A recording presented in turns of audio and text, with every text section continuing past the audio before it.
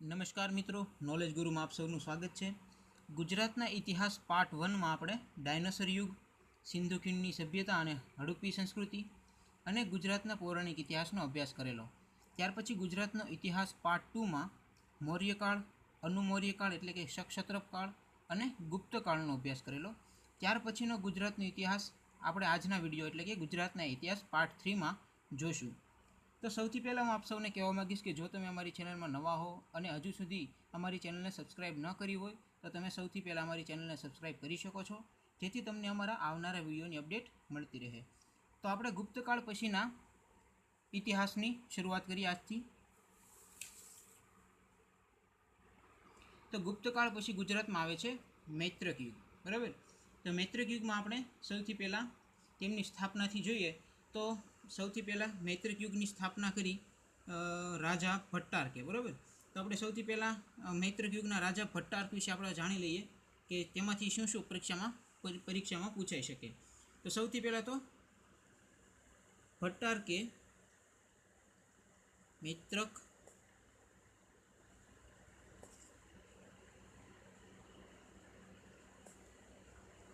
બરાબર, ભટ્ટારકે મૈત્રક યુગની સ્થાપના કરી. સવાલ પૂછાય કે મૈત્રક યુગની સ્થાપના કોણે કરી? તો સેનાપતિ ભટ્ટારકે કરી, બરાબર. ત્યાર પછી અને મૈત્રક યુગની રાજધાની રાખી અને વલ્લભીપુર,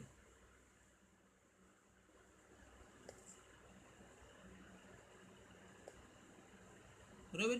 મૈત્રક વંશની રાજધાની કઈ હતી? તો વલ્લભીપુર, બરાબર. ત્યાર પછી આપણને એવો સવાલ પૂછાય કે સ્વતંત્ર સત્તાની સ્થાપના કોણે કરી? તો પણ ભટ્ટારકે જ આવશે, એટલે આપણે અહીંયા ઓબ્લિક કરીને લખી નાખીએ.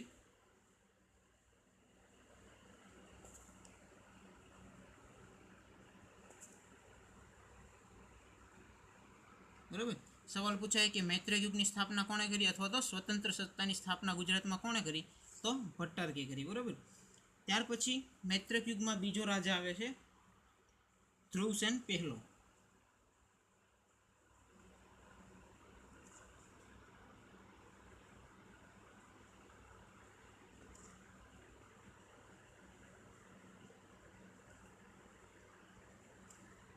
બરાબર. ભટ્ટારકે પછીનો બીજો રાજા આવે છે મૈત્રક યુગનો રાજા ધ્રુવસેન પહેલો. તો ત્યાર આપણે ધ્રુવસેન પહેલામાં શું યાદ રાખવાનું કે ધ્રુવસેન પહેલો શિવ ભક્ત હતો છતાં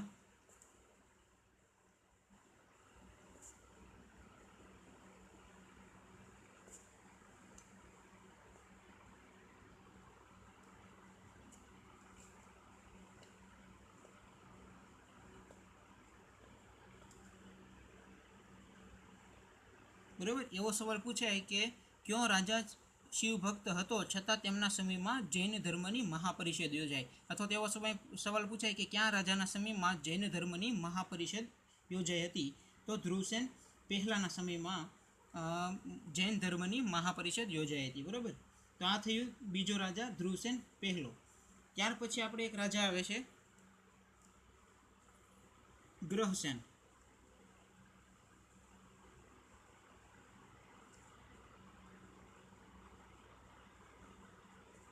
બરાબર. ભટ્ટારક, ધ્રુવસેન પહેલો, ત્યાર પછી આવે છે ગ્રહસેન. ઘણીવાર આ ક્રમમાં ગોઠવવાનું પણ પૂછાય, એટલે આપણે યાદ રાખવાનું છે ત્રીજો રાજા છે ગૃહસેન, બરાબર. તો ગૃહસેનમાં આપણે એટલું જ યાદ રાખવાનું છે, એકવાર સવાલ પૂછાઈ ગયો છે કે ગુજરાતમાં કયો રાજા દાનવીર અને પ્રજા કલ્યાણકારી હતો? તો ગૃહસેન. તો એ આપણે લખી નાખીએ.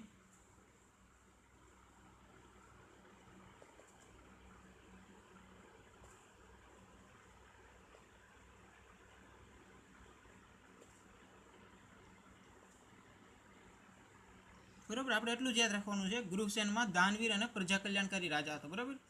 ત્યાર પછીનો રાજા આવે છે શિલાદિત્ય પહેલો,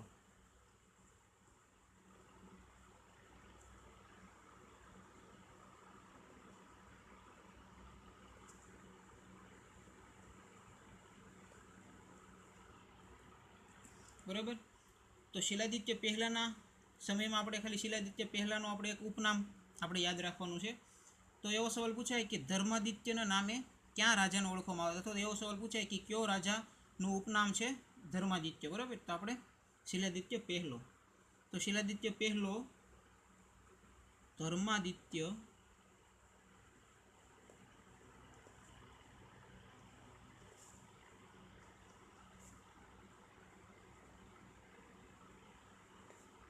બરાબર. શીલાદિત્ય પહેલો ધર્માદિત્યના નામે પણ ઓળખાય છે. બરાબર. ત્યાર પછીનો રાજા છે ધ્રુવસેન બીજો.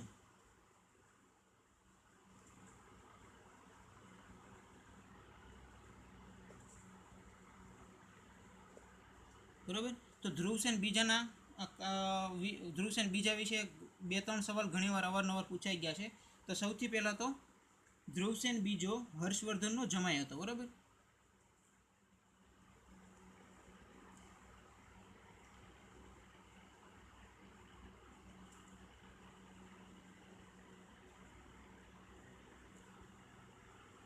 બરાબર. એવો સવાલ પૂછાય કે હર્ષવર્ધનના જમાઈનું નામ જણાવો, તો હર્ષવર્ધનના જમાઈનું નામ છે ધ્રુવસેન બીજો.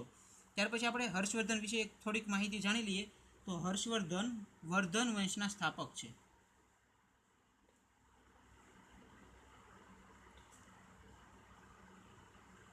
બરાબર.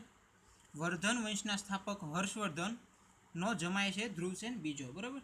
આપણે એટલું યાદ રાખવાનું. ત્યાર પછી ધ્રુવસેન બીજાના સમયમાં આપણે બીજી એક વાત યાદ રાખવાની છે કે એવો સવાલ પૂછાય કે કોના સમયમાં ચીની યાત્રાળુ હ્યુએન ત્સાંગ વલ્લભી વિદ્યાપીઠની મુલાકાત લીધેલી?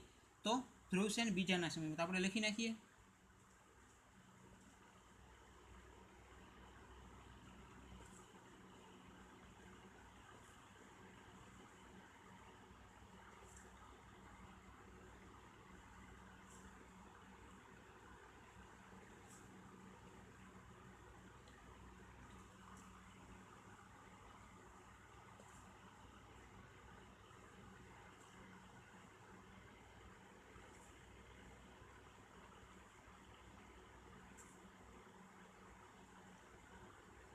બરાબર. એવો સવાલ પૂછાય કે કોના સમયમાં ચીની યાત્રાળુ હ્યુએન ત્સાંગે વલ્લભી વિદ્યાપીઠની મુલાકાત લીધેલી? તો ધ્રુવસેન બીજાના સમયમાં. બરાબર. ત્યાર પછી આપણે એક રાજા, છેલ્લો રાજા યાદ રાખવાનો છે, શીલાદિત્ય સાતમો.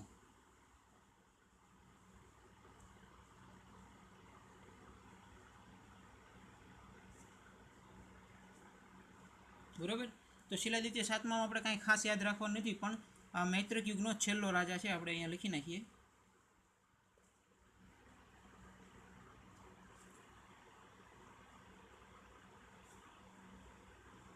બરાબર. એવો સવાલ પૂછાય. આપણે ખાસ તો બધા યુગના પ્રથમ અને છેલ્લા રાજાનું તો આપણે ખાસ યાદ રાખવાનું. તો મૈત્રક યુગનો છેલ્લો રાજા કયો હતો? શીલાદિત્ય સાતમો. બરાબર. ત્યાર પછી આપણે યાદ રાખીએ તો આપણે લખવાની જરૂર નથી, પણ કાકુ પ્રેરિત આરબો દ્વારા આક્રમણ થવાથી મૈત્રક યુગનો અંત આવ્યો. બરાબર. અને શીલાદિત્ય સાતમોનું મૃત્યુ થયું. બરાબર. તો આ રીતે આપણે મૈત્રક યુગનો છેલ્લો રાજા છે. ત્યાર પછી આપણે મૈત્રક યુગની વિશેષ મહત્ત્વની વાતો આપણે જાણી લઈએ પરીક્ષાલક્ષી. તો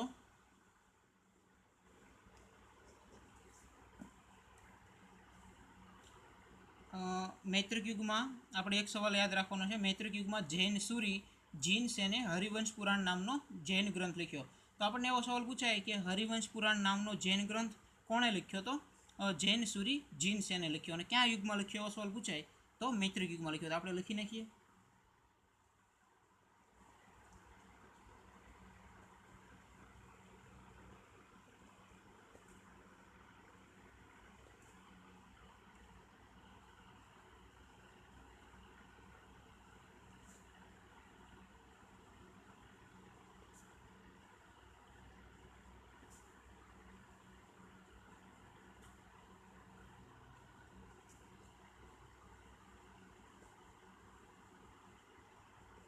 બરાબર.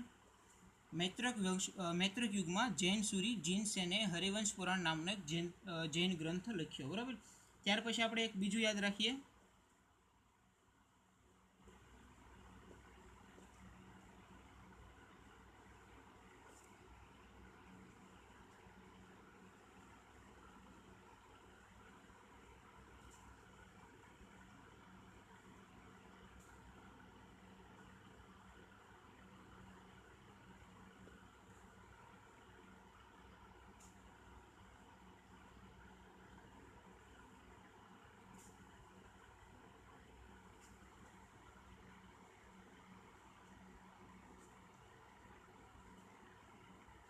બરાબર. એવો સવાલ પૂછાય કે પશ્ચિમ ભારતની શિલ્પ શૈલીનો પ્રવર્તક શાંગધર કોના સમયમાં થઈ ગયો? તો ક્યાં રાજાના સમયમાં થઈ ગયો? તો શિલાદિત્ય પહેલાના સમયમાં શાંગધર થઈ ગયો. બરાબર. ત્યાર પછી એવો સવાલ પૂછાય કે ગાંધાર બંદર ઉપર હુમલો કોણે કર્યો? અથવા તો ગાંધાર બંદર ઉપર હુમલો ક્યાં શાસન દરમિયાન કર્યો? તો આપણે અહીંયા લખી નાખીએ, હિશામે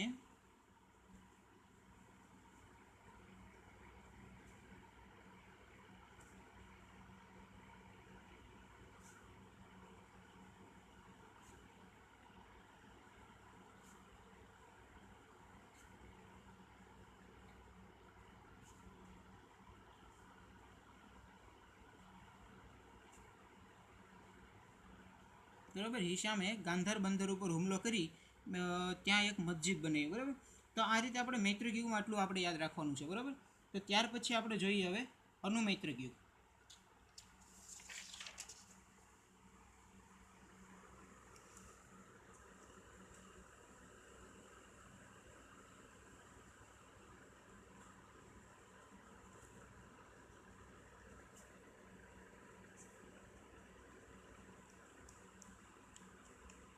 બરાબર.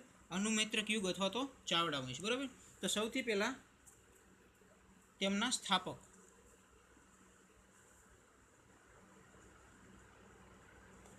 તો ચાવડા વંશની સ્થાપના વનરાજ ચાવડાએ કરી.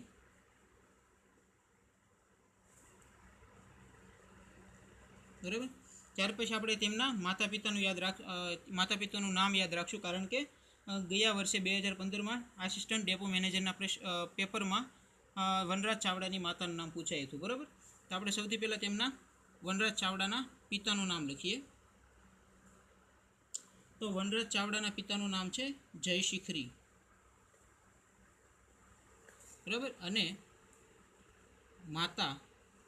માતાનું નામ છે રૂપસુંદરી. બરાબર. વનરાજ ચાવડાના પિતાનું નામ જયશિખરી અને માતાનું નામ રૂપસુંદરી. બરાબર. ત્યાર પછી આપણે તેમાં યાદ રાખીએ તો 50 વર્ષની ઉંમરે પિતા જયશિખરીએ ગુમાવેલું પંચાછર રાજ્ય વનરાજ ચાવડાએ પાછું મેળવ્યું. બરાબર. ત્યાર પછી એવો સવાલ પૂછાય કે વનરાજ ચાવડાએ અણહિલપુર પાટણ નગર ક્યાં મિત્રની યાદમાં? તો અણહિલ ભરવાડની યાદમાં. બરાબર. તો આપણે લખી નાખીએ, મિત્ર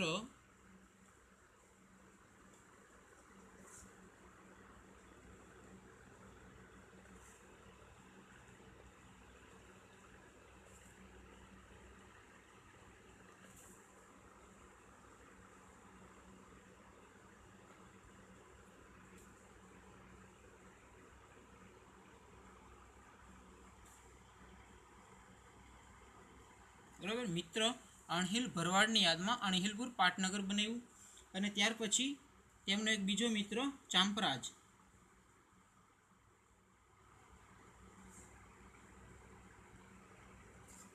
ચાંપરાજની યાદમાં ચાંપાનેર વસાવ્યું. બરાબર.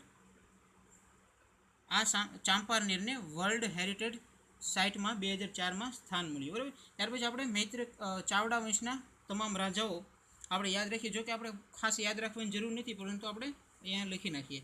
તો સૌથી પહેલાં તો વનરાજ ચાવડા. બરાબર. વનરાજ ચાવડા. ત્યાર પછી યોગરાજ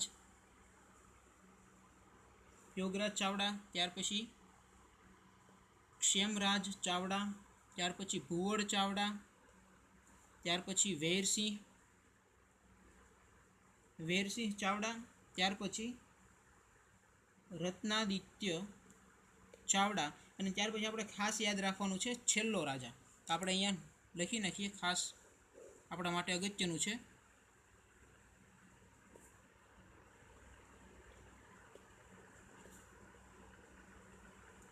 ચાવડા વંશનો છેલ્લો રાજા. બરાબર. ચાવડા વંશનો છેલ્લો રાજા છે સામંતસિંહ ચાવડા.